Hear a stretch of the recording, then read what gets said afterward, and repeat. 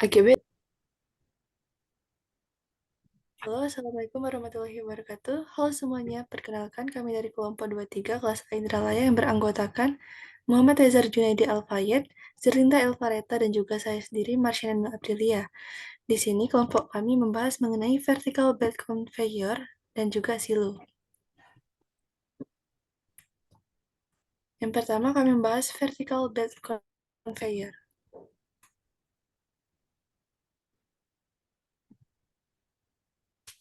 Pertama, penjelasan umum mengenai vertical belt conveyor. Sebelum itu, kita akan membahas mengenai belt conveyor, di mana merupakan salah satu jenis conveyor yang digunakan secara luas dalam berbagai industri untuk mengangkut barang atau material dari satu tempat ke tempat lain dengan menggunakan sabuk yang bergerak. Nah, sebuah konveyor vertikal ini pada dasarnya adalah sebuah konveyor horizontal yang telah diputar ke sisinya, sehingga permukaan sabuk konvensionalnya berada dalam posisi vertikal. Vertical belt conveyor adalah jenis sistem konveyor yang dirancang khusus untuk mengangkut material atau barang secara vertikal. Nah, fungsi utama dari vertical belt conveyor ini adalah mengangkut material atau barang dari satu tingkat atau lantai ke tingkat atau lantai lainnya secara vertikal. Hal ini memungkinkan efisiensi dalam penggunaan ruang vertikal dan memfasilitasi proses otomatisasi di berbagai industri. Contoh material yang ditangani oleh vertical belt conveyor meliputi yang pertama, ada biji tambang, kedua, pupuk, ketiga, produk bangunan, dan Nggak keempat, tahu, kenapa ini komponen selesai? manufaktur. Nah, Nggak sampai jam klasifikasi 10, sampai jam 10. klasifikasi vertical belt conveyor ini ada 5. Yang pertama ada continuous vertical conveyor, di mana conveyor ini bergerak secara terus-menerus dan mengangkut material dalam alur vertikal tanpa gangguan. Yang kedua ada reciprocating vertical conveyor, di mana conveyor ini bergerak secara berulang-ulang dalam perjalanan vertikal, seringkali digunakan untuk mengangkut barang dalam kuantitas terbatas. Yang ketiga ada bucket vertical conveyor, di mana conveyor ini menggunakan sebuah bak atau ember yang tergantung pada sabuk untuk mengangkut material. Yang keempat ada spiral vertical conveyor, di mana conveyor ini berputar dalam pola spiral dan digunakan ketika ruang vertikal terbatas. Dan yang terakhir ada vertical screw conveyor, di mana conveyor skrup ini merupakan conveyor yang menggunakan skrup berputar untuk mengangkut material secara vertikal. Baiklah, selanjutnya akan dijelaskan oleh Zerlinda. Baik, saya akan melanjutkan pembahasan mengenai prinsip kerja belt conveyor secara vertikal. Nah, simpelnya adalah belt conveyor vertikal ini akan mendelivery material ataupun mengantarkan material dari dari tingkat tinggi ke tingkat rendah atau dari tingkat rendah ke tingkat tinggi. Nah, secara umum prinsip kerja belt conveyor itu adalah seperti ini. Di bagian ini merupakan bagian ini merupakan conveyornya atau sabuknya, belt conveyornya atau sabuknya. Dan kemudian di sini ada idlers, ini adalah poros yang akan menopang sabuk conveyornya. Dan di sini juga ada take up pulley, ini tujuannya adalah untuk sebagai pengangkat belt conveyor balik saat dia sudah menopang atau sudah selesai melakukan satu cycle time dalam mendelivery materialnya. Dan di sini ada cleaner, di sini fungsinya adalah untuk membersihkan belt conveyor yang biasanya itu terletak di ujung katrolnya seperti itu. Nah, secara umum desain dari belt conveyor itu adalah seperti ini. Nah, untuk videonya itu ada di next slide. Nah, boleh diputar dulu videonya. Nah, jadi dalam video ini diperlihat, boleh dari awal, Cah, durasinya. Ya. Nah, di situ kita di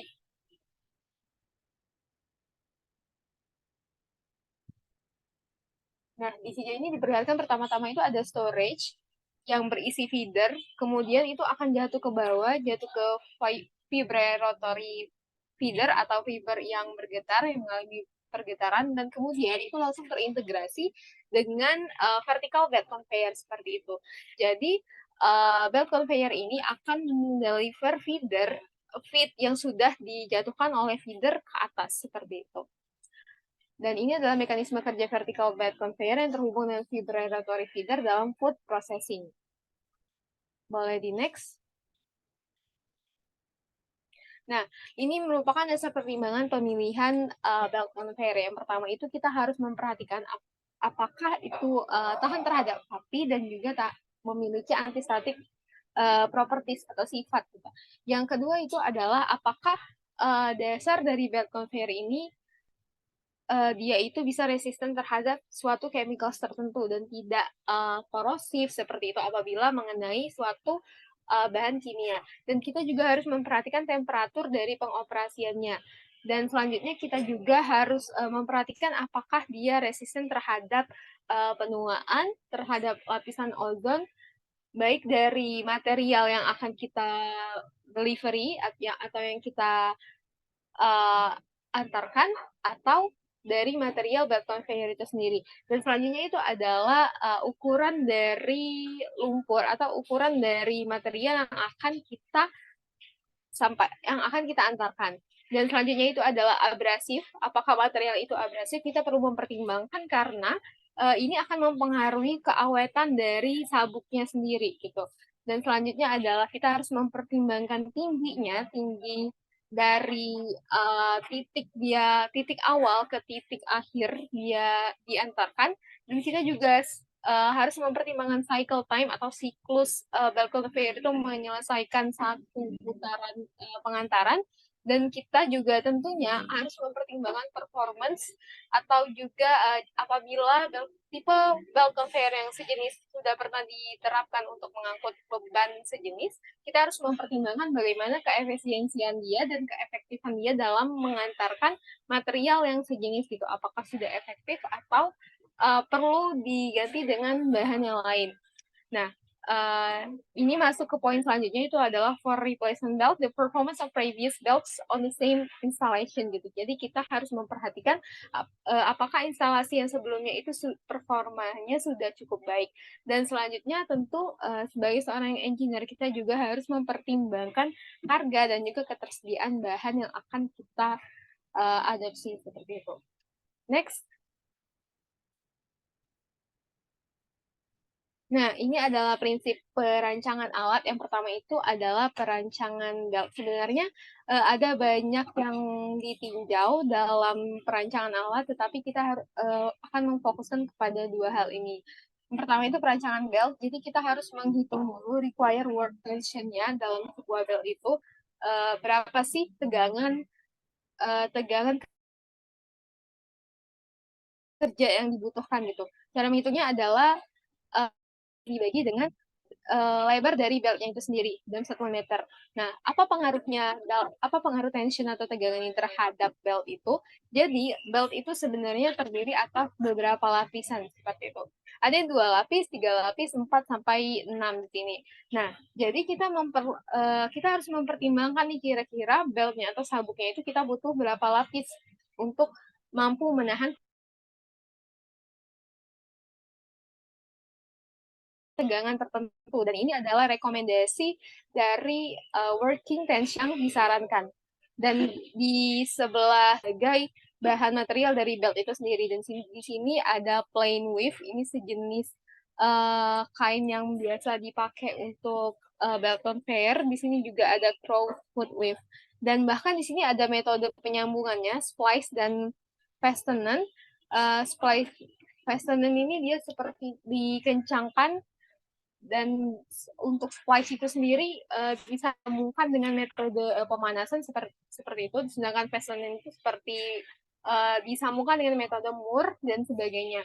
Bahkan metode penyambungan dari lapisan belt conveyor itu juga mempengaruhi tensionnya gitu dan performanya. Dan yang kedua itu adalah cycle time. Ini berpengaruh terhadap yang namanya itu ketahanan pelindung dari belt conveyor itu terhadap abrasi. Jadi bisa kita lihat di sini ada cycle time 15 sampai 180 detik, dan juga kita bisa melihat di sini tingkat keabrasifan material, di sini ada kayu, terus ada juga bituminous coal atau batu bara, sampai di sini ada granit. Nah, di sini yang abrasifnya itu paling ekstrim. Kita harus memperhatikan pelindungnya gitu. Apakah pelindung dari belt conveyor itu mampu melindungi si belt tadi, si sabuk tadi dari bahan-bahan yang abrasif.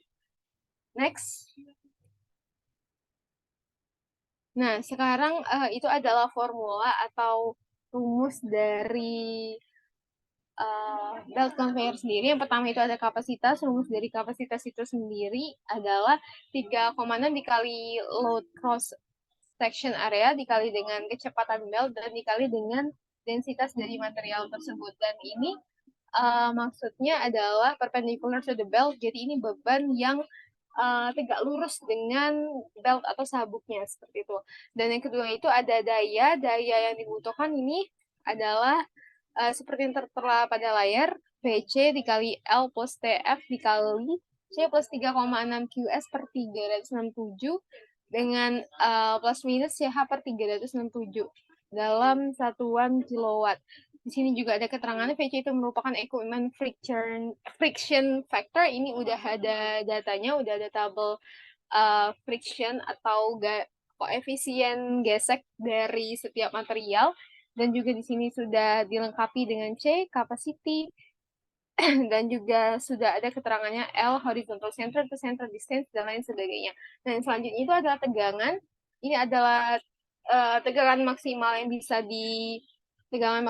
bisa ditahan oleh belt conveyor-nya sama dengan tegangan efektif ditambah dengan slack side tension. Slack side tension ini maksudnya adalah tegangan saat belt conveyor itu sudah mengalami cycle time. Oke, next.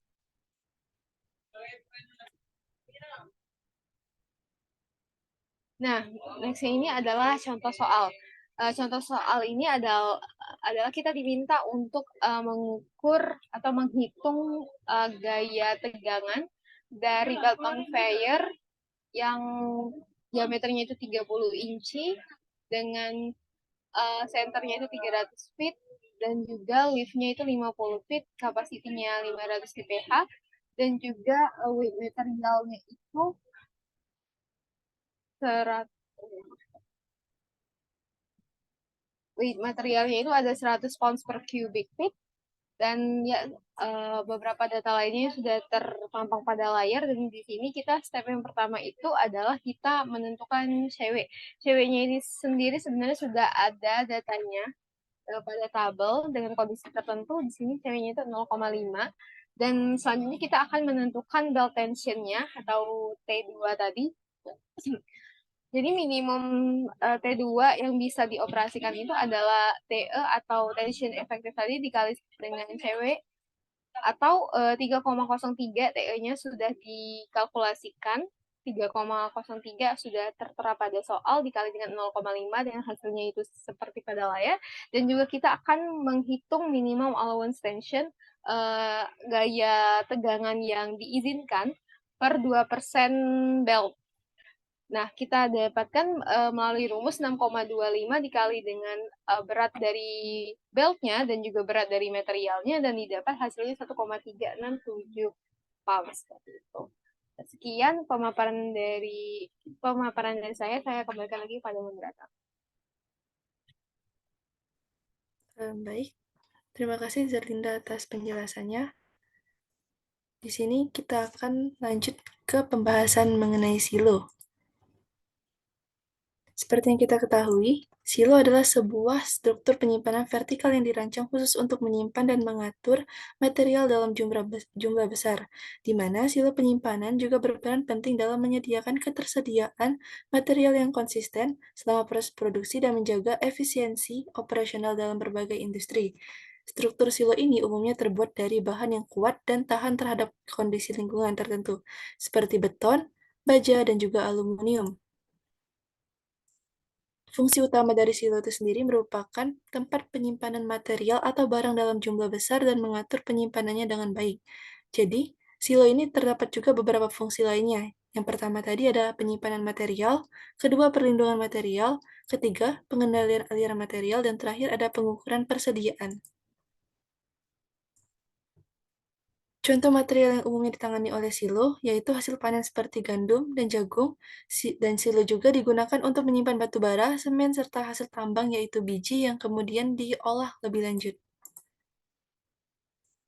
Klasifikasi silo ada semen storage silos, tower silo, bag silo, fabric silo, bunker silo, bins, dan sand and salt silos.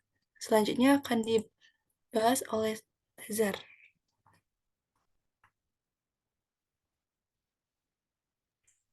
Baiklah, sekarang kita akan memasuki penjelasan tentang prinsip kerja dari silo storage. Nah, prinsip kerja silo storage itu sama aja kayak si storage pada umumnya. Dia akan menyimpan dan mempertahankan kualitas dari bahan yang disimpannya, dari kerusakan, degradasi, dan kontaminasi dari bahan yang disimpan. Nah, ada enam, enam kerja yang dilakukan oleh silo storage. Yang pertama itu dia mengendalikan suhu dan kelembapan dari bahan sehingga bahan itu tetap terjaga kualitasnya. Kemudian silo storage ini juga akan mencegah kontaminasi ya karena silo storage itu cenderung tertutup, jadi sudah tentu dia bisa mencegah dari kontaminasi lingkungan. Kemudian ada juga ventilasi dan pengeringan. Pada video YouTube uh, mungkin bisa di play.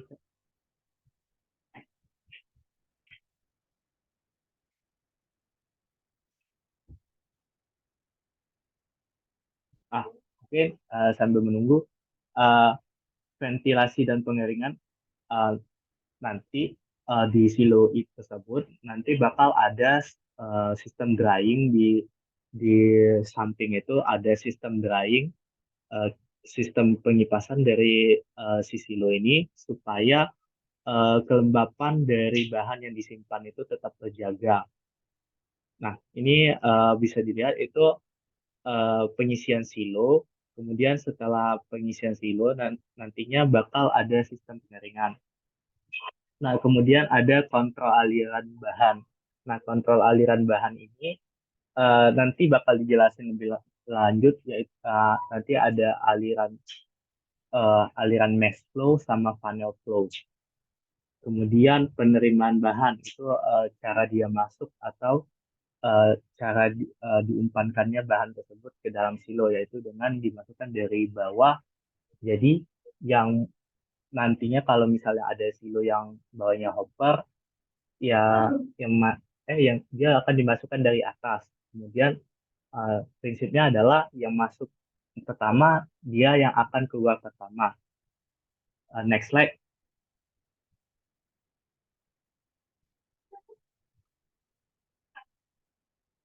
Nah, di sini ada dasar-dasar pertimbangan pemilihan silo yang tepat dalam manajemen persediaan penyiapan bahan di berbagai industri. Yang pertama yaitu tentunya jenis bahan yang dimuat. Tentunya jenis bahan yang dimuat. Maksudnya di sini setiap bahan itu kan memiliki sifat dan material. Seperti biji-bijian itu cenderung biasanya di pertanian itu biasanya lebih mudah untuk disimpan dan lebih hemat ketika dipakai bahan yang kayu atau stainless steel.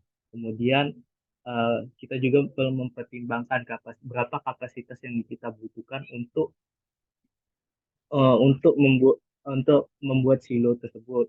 Kemudian kita juga memperhitungkan faktor lingkungan seperti eh, suhu di sekitar, apakah dia ekstrim, itu juga akan mempengaruhi dari kinerja silo tersebut dalam menyimpan bahan.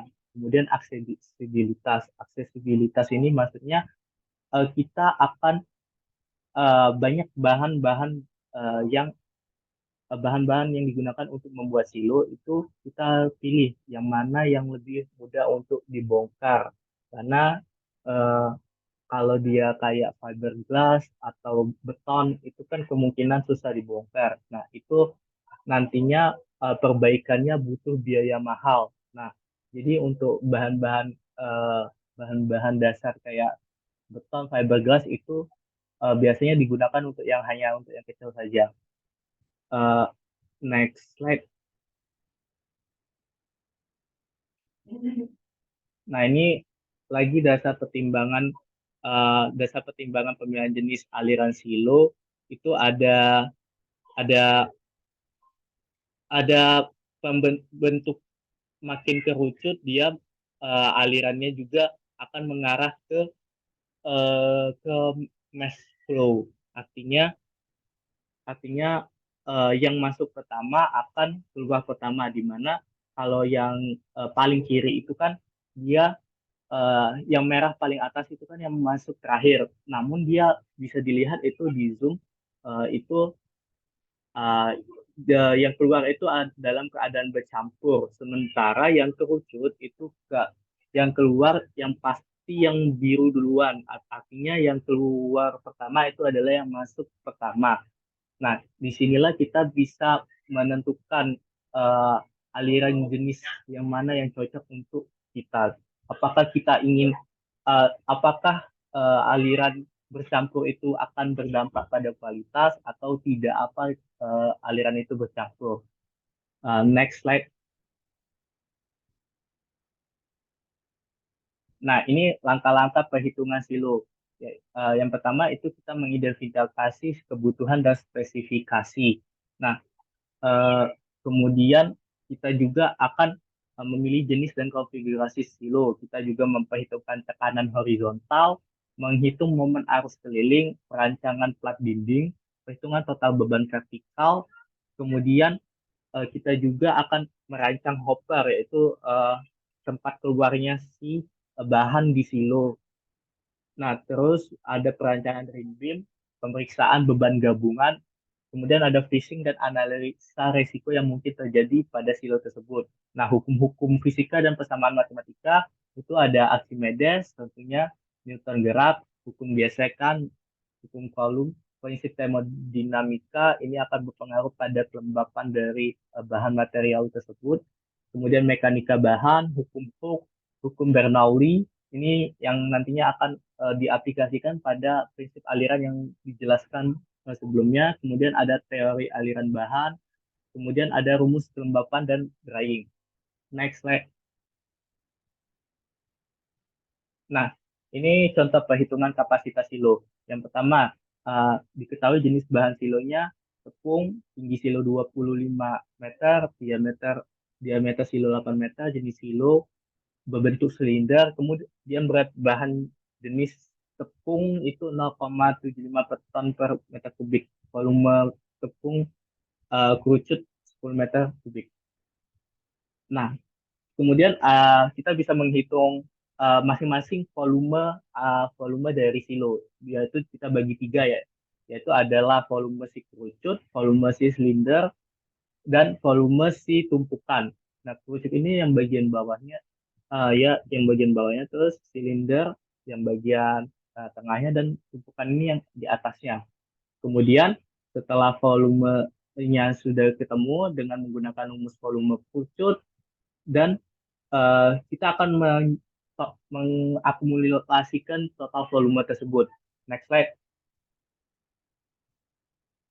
Nah, eh, tidak hanya menghitung volume, karena kita ingin tahu berapa kilogram kapasitas, tentunya kita harus menghubungkannya ke berat jenis si bahan. Nah, di sini kita kan menggunakan gandum. Nah, kita akan mengkalikan kapasitas eh, kapasitas kapasitas eh, mengkalikan volume volume yang kita cari tadi dengan berat jenis gandum. Didapatkan hasil yang terlihat pada layar, di mana kapasitas adalah volume dikali berat jenis. Kemudian uh, kita juga bisa menghitung dari kapasitas penyimpanan gandum maksimum itu, bedanya dengan yang 12 meter, yang kalau yang nomor 6 ini dia memperhitungkan volume tumpukan, Kalau yang nomor 7 itu hanya volume si silinder sama si hopper yang dibawa. Jadi kapasitas gandum pada 12 kali 8 si silo tadi itu adalah sekitar 290,50 ton.